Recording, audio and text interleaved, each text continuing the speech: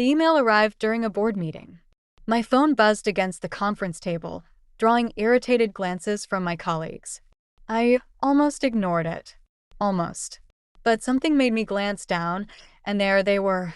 3 photos that shattered everything I thought I knew about family. I'm Elise, and until 10 minutes ago, I actually believed in the myth of the perfect family. Funny how a few pixels can destroy years of carefully constructed lies. And what are your thoughts on the fourth quarter projections, Elise? I looked up from my phone, forcing my face into that practice mask of professional composure. The numbers are solid. We're tracking 15% above last year's figures. My voice didn't shake. Remarkable, considering I was staring at photographic evidence of my mother-in-law and sister-in-law plotting to destroy me. The timestamp showed yesterday, 3:47 p.m. in Linda's pristine kitchen, the same kitchen where she'd served me tea that morning, telling me how grateful she was to have me in the family. We should move forward with the expansion, I continued, as if my world wasn't imploding. As if I couldn't see Rachel's mouth forming the words, "Take everything," in the second photo. The meeting dragged on for another 40 minutes. I sat there, nodding at appropriate intervals, while my mind replayed every family dinner, every shared holiday, every moment I'd mistaken their calculation for affection. The third photo showed Linda holding up what looked like bank statements, my bank statements. When the meeting finally ended, I locked myself in my office and pulled up the anonymous email. The subject line read, "Thought you should know." No sender name, no explanation, just those 3 damning photos and a short message. They're planning to move against you next week. Watch your back. My phone buzzed again. A text from Greg. "Mom's making your favorite tonight. Family dinner at 7. I stared at his message, wondering if my husband was part of their scheme. The same husband who'd insisted we move closer to his family 2 years ago, who'd encouraged me to invest in Linda's business ventures, who always seemed to side with Rachel during our arguments.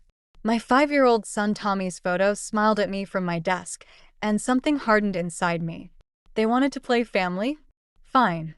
But they were about to learn that some people bite back. I texted Greg, "Wouldn't miss it for the world. Let them think I'm still the dutiful daughter-in-law, the successful executive who's too busy with spreadsheets to notice their schemes. Let them believe I'm blind to their betrayal. Because now I know the truth, and I'm going to make them regret ever letting me into their precious family circle." I opened my laptop and started documenting everything. Every loan request, every subtle manipulation, every backhanded compliment. This wasn't just about money anymore. This was about justice. And I was going to serve it to them cold. Linda's kitchen smelled like oregano and lies. I sat at her marble counter, watching her stir the sauce she'd supposedly learned from her Italian grandmother, the same sauce I'd once caught her dumping from a gourmet jar when she thought no one was looking. "Greg tells me you've been distracted at work lately," she said, her voice dripping with manufactured concern. "I hope everything's all right." I gripped my wine glass tighter, thinking of the photos burning a hole in my phone. Just busy with the new campaign launch. Rachel breezed in, perfectly timed as always. "Oh, that reminds me. Didn't you mention something about budget cuts in marketing? That must be so stressful." I hadn't mentioned anything of the sort. My department's budget had actually increased by 30%. I filed away her mistake with the growing list of subtle provocations. "Greg, honey," I called to my husband, who was setting the table. "Could you come here for a minute?" He appeared, that familiar anxious look flickering across his face whenever his mother and I occupied the same space. "What's up?" "I need to discuss something with you. In private." Linda's wooden spoon clattered against the pot. "Oh, surely there's nothing you can't say in front of family?" I met her gaze. "Actually, there is." Greg followed me to the living room, his shoulders already hunched defensively. I pulled out my phone, showed him the photos. "Care to explain this?" He barely glanced at them. "Looks like Mom and Rachel having a conversation." "So what?" "A conversation about taking my money, Greg. About destroying me. You're being paranoid, Elise. Mom's just worried about our financial future. She thinks you're being reckless with our investments." "Our investments?" My laugh came out sharp enough to cut. "You mean my salary? The money I earn while you're still finding yourself at 34. His face flushed. "That's not fair." "Mom says." "Of course. Mom says. I stepped closer, lowering my voice. Choose right now, Greg. Are you my husband or her son? Why does it have to be either or? He ran his hands through his hair, a nervous habit I used to find endearing. Can't we just have a nice family dinner? From the kitchen, I heard Rachel's theatrical whisper, she's always so dramatic, isn't she? I watched my husband's face, seeing the moment he chose, just as he always did, to pretend he hadn't heard his sister's comment. He turned toward the dining room, muttering something about checking on Tommy. Fine. If Greg wouldn't choose, I'd make the choice for him. I pulled out my phone again, opened my recording app, and hit start. Time to gather evidence of my own. Let them serve their sauce and their schemes. I'd be serving something much colder when I was done. Coming, I called sweetly, heading back to the kitchen. Wouldn't want dinner to get cold. The email from our biggest client arrived at 3 a.m. Our confidential marketing strategy had been leaked to their competitor. 5 months of work, destroyed. I knew exactly who was responsible before I even finished reading. I found Rachel's fingerprints all over our internal system logs. She'd used Greg's login credentials I'd helped him set up when he briefly consulted for my company last year. The betrayal was elegant in its simplicity. You're home early, Greg said when I walked in at noon. He was sprawled on our couch, supposedly working on his novel. 3 years, 0 pages. Where's your laptop? I asked. Mom borrowed it. Said she needed to check some investment stuff. He shrugged. Why? I grabbed my keys. Tommy. At Mom's. Rachel's teaching him to bake cookies or something. Of course he was. They'd been slowly claiming more and more of my son's time, weaving their web around him too. I drove to Linda's house with my hands shaking on the steering wheel. The scene in Linda's kitchen was picture perfect. Tommy covered in flour, Rachel showing him how to roll cookie dough. Linda beaming like the grandmother of the year. Greg's laptop sat open on the counter. Mommy. Tommy ran to hug me. We're making chocolate chip. That's wonderful, sweetheart. I kissed his head, breathing in his familiar scent. Rachel, could we talk? Privately. Rachel's smile never wavered. Can it wait? The cookies. It's about work. I met her eyes. Specifically, about the Henderson account. The color drained from her face. Linda stepped forward, smoothly inserting herself between us. Tommy, why don't you show Grandma how well you can stir? In the hallway, Rachel dropped her act. I don't know what you're implying. Stop. I pulled up the system logs on my phone. You accessed confidential files using Greg's credentials. You leaked them to our competitor. Prove it. Her voice was ice. Greg gave me permission to use his laptop. For job hunting. You're just paranoid because you know you're losing control. Losing control? I laughed. You really want to test me, Rachel? Face it, Elise. You don't belong in this family. Never did. Greg's finally seeing it too. From the kitchen, I heard Tommy's delighted giggle as Linda praised his stirring technique. My son's joy, weaponized against me. I stepped closer to Rachel. Close enough to smell her expensive perfume, probably bought with money from whatever kickback she'd received for the leaked files. You're right about one thing, I said softly. I don't belong in this family. But by the time I'm done, there won't be much of a family left to belong to. I turned and walked back to the kitchen, calling out cheerfully, Tommy, honey, time to go home. Behind me, Rachel's sharp intake of breath told me she finally understood. She hadn't been dealing with a victim. She'd been playing with fire. The charity gala was Linda's moment of triumph, her chance to show off her perfect family to Seattle's elite. I watched her work the room. Tommy perched on her hip like a prop, while Rachel charmed potential investors for her new business venture. My business venture, originally, before she'd somehow convinced the board it was her idea. More champagne. Greg appeared at my elbow, already swaying slightly. Someone needs to stay sober to drive our son home.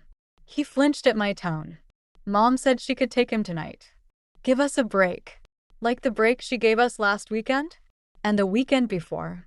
I kept my voice low, pleasant. Funny how she always needs Tommy for these events. Linda's voice carried across the room.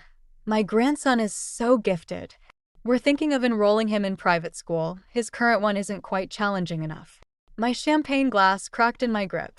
Careful, dear. Linda materialized beside me, Tommy still on her hip. These glasses are crystal. So fragile, like some people's grip on reality. The room suddenly felt too small, too warm. Tommy, time to go home. But Grandma said, now Tommy. Linda's smile never wavered. Actually, I've already arranged for Tommy to stay with me tonight. Greg signed the school permission slip for Monday. I'm taking him to tour Brighton Academy. The room tilted. You did what? It's a better school, Elise. Greg wouldn't meet my eyes. Mom's offering to pay the tuition. With what money, Greg? My money. Rachel appeared, all concern. Elise, you're making a scene. Maybe you should step outside, clear your head. You've been so unstable lately. Unstable. The word they'd been planting for weeks. In conversations with our friends, with Tommy's teachers, with my colleagues. Building their case piece by piece. Give me my son. Linda's grip on Tommy tightened. Greg, perhaps you should call Dr. Matthews. The one we discussed. I saw it then, the full scope of their plan. The school transfer papers, the whispers about my mental state, the gradual isolation. They weren't just after my money. They wanted everything. Tommy, I said, my voice steady despite the rage burning through me. Do you remember what Mommy told you about strangers trying to take you away? Linda's mask slipped. How dare you? Even if they're family, I continued, pulling out my phone. We call the police. The room went silent as I dialed, my finger hovering over the keypad. In that moment, looking at their shocked faces, I realized something. They'd expected me to break. To scream, to cry, to prove their whispers true. Instead, I smiled. So, Linda, shall we discuss custody arrangements here, or would you prefer to do it through my lawyer? Tommy reached for me, and this time, no one stopped him. Rachel's engagement announcement came through my office email, of all places. A lavish affair planned at the Grand Marina Hotel, paid for by the mysterious new investors in her stolen business venture. My business venture. The irony tasted like copper in my mouth. I was reviewing the invitation when my assistant rushed in. The Henderson account. They're pulling out completely. Of course they were. Rachel's leaked information had done its job. 5 years of building my reputation, destroyed by my own family. My phone buzzed, a text from Greg. Mom wants to know if you're coming to Rachel's engagement party. Says it would look strange if you didn't. Strange. Like how strange it was that Rachel's fiancé worked for our biggest competitor. Like how strange it was that Greg had suddenly started questioning every financial decision I made for our family. I opened my laptop, pulling up the audio recordings I'd been collecting. Linda's voice filled my headphones. Once we get control of Tommy's trust fund, Elise won't have any choice but to step aside. Greg's already agreed to seek full custody. My fingers hovered over the keyboard as I drafted my RSVP to Rachel's engagement party. The perfect venue for a public revelation. All their friends, business associates, and potential investors gathered in one place. Mom. Tommy appeared in my office doorway, clutching his backpack. Grandma says I'm staying with her next week while you're at your special doctor appointments. I froze. What special doctor appointments? The ones Dad said you needed. For your... He frowned, trying to remember the words. Emotional instability? The pieces clicked into place. They weren't just planning to take everything. They were laying the groundwork to make it look justified. Legal. Like they were the ones protecting Tommy from me. My phone buzzed again. A message from an unknown number. Careful how you play this, Elise. Some games have permanent consequences. I looked at Tommy, then at my screen full of evidence. One wrong move and I could lose everything. One right move and I could destroy them all. The engagement party invitation sat open on my desk, its gold lettering catching the light. 2 weeks. 2 weeks to perfect my plan, to ensure every piece of evidence was irrefutable, to make sure they couldn't twist this against me. I typed my response. I would be honored to attend. In fact, I'd love to give a toast. Let them think they've won. Let them believe their careful plans are working. They want to play games with permanent consequences? I'll show them just how permanent consequences can be. Tommy, I said, closing my laptop, how would you like to help Mommy prepare a very special surprise for Aunt Rachel's party? The Grand Marina Hotel ballroom sparkled with false promises and champagne bubbles. Rachel floated through the crowd in designer white. playing the blushing bride-to-be while Linda orchestrated the evening like a general commanding troops. I watched them from the bar, my USB drive heavy in my clutch, waiting for the perfect moment. "You look terrible," Greg whispered, appearing beside me. "Maybe you should go home. Mom can take Tommy tonight." Like she took my company? My clients. I sipped my water, maintaining my smile. Where is Tommy anyway? Mother's suite upstairs. He was tired. Greg shifted uncomfortably. "The doctor said stress isn't good for you right now." "Which doctor would that be, Greg?" "The one your mother chose." Before he could respond, Linda's voice cut through the crowd. "Everyone, please. Rachel has a special announcement." Rachel beamed from the small stage, her fiancé beside her. "We're so grateful you're all here. But tonight isn't just about our engagement." She paused, her eyes finding mine. "We're also announcing the merger of Thompson Digital Marketing with Apex Industries." The room erupted in applause. My company. My life's work. They weren't even trying to hide it anymore. I stood, reaching for my clutch, but Greg grabbed my arm. "Don't make a scene. Think about Tommy." "I am thinking about Tommy." I pulled away, but his grip tightened. "No, you're not." His voice dropped lower. "Mom's lawyer is here. One wrong move and we'll have documented proof of your instability. Do you really want to risk losing custody?" The room spun slightly. They'd planned for everything. Every possible reaction, every move I might make. The evidence in my clutch suddenly felt worthless against the weight of their preparation. Linda appeared, wrapping an arm around Greg. "Darling, is everything all right? Elise, you look flushed. Perhaps you should lie down in my suite. I'm sure Tommy would love to see his mother before bed." The threat was clear. Play nice or you'll never see your son again. I looked around the room, at the influential guests who could destroy what was left of my career, at the lawyer watching me from the corner, at Rachel's triumphant smile as she accepted congratulations for stealing my company. "Actually," I said, my voice steady despite the trembling in my hands, "I'd love to make a toast." Linda's smile tightened. "That's not necessary. I insist." I moved toward the stage, feeling their eyes on me, knowing one wrong word could cost me everything. The USB drive pressed against my palm, containing every piece of evidence I'd gathered. But would it be enough? Or would using it just prove their claims about my instability? The microphone waited on the stage like a loaded gun. In that moment, I had to decide, risk everything for justice, or surrender to save what little I had left. Rachel handed me the microphone, her smile razor sharp. "We're all dying to hear what you have to say, dear sister." The microphone felt cold in my hand as I faced the sea of expectant faces. Linda's lawyer shifted forward in his chair. Greg's hand tightened around his champagne glass. Rachel's smile never wavered, but her eyes betrayed her uncertainty. "Family," I began, "is a funny thing. We think we know what it means until someone shows us differently." I pulled out my phone, connected it to the sound system. "Rachel, remember last month when you borrowed Greg's laptop?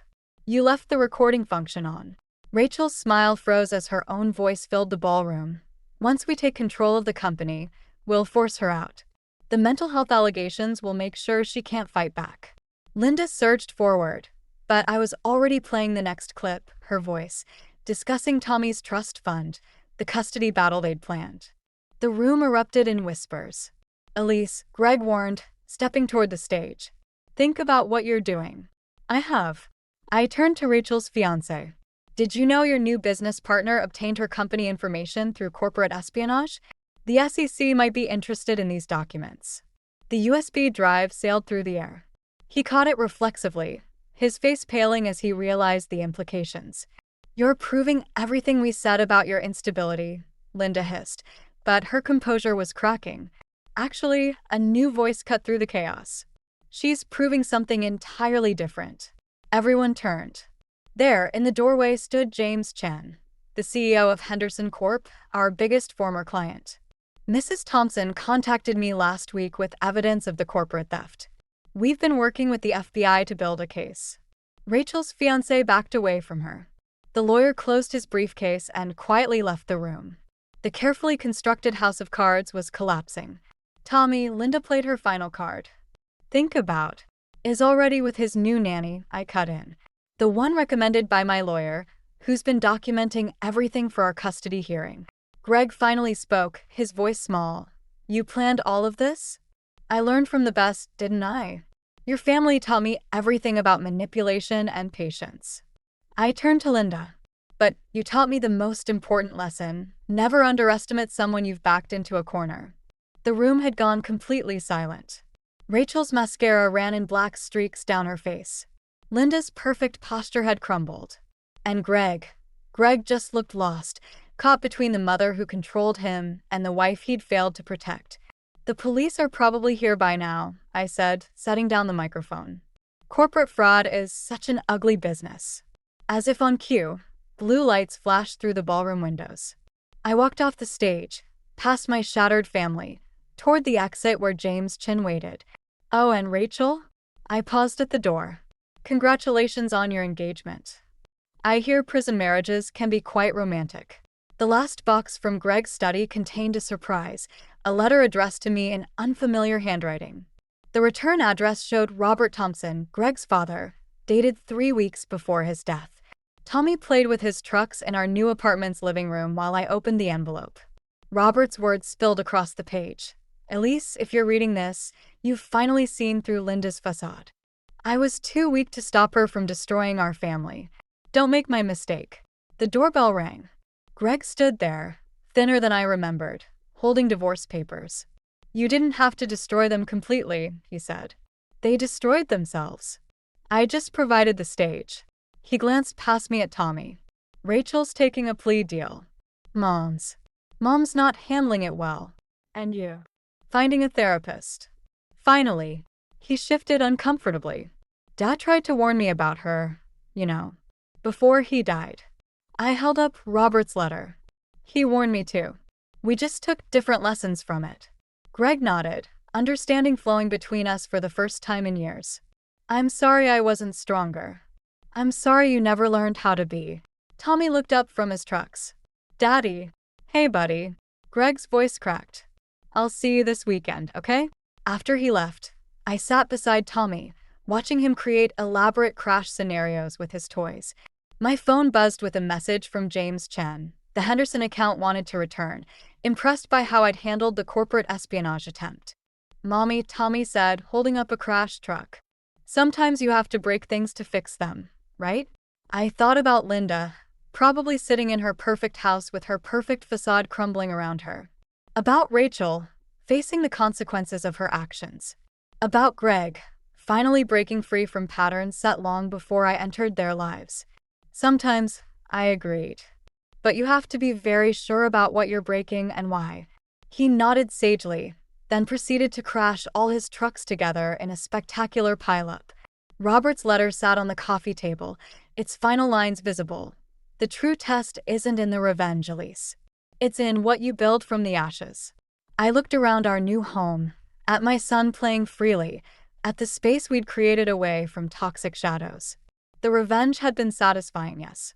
But this quiet aftermath, this chance to rebuild on our own terms, this was justice. Tommy gathered his trucks, already planning tomorrow's adventures.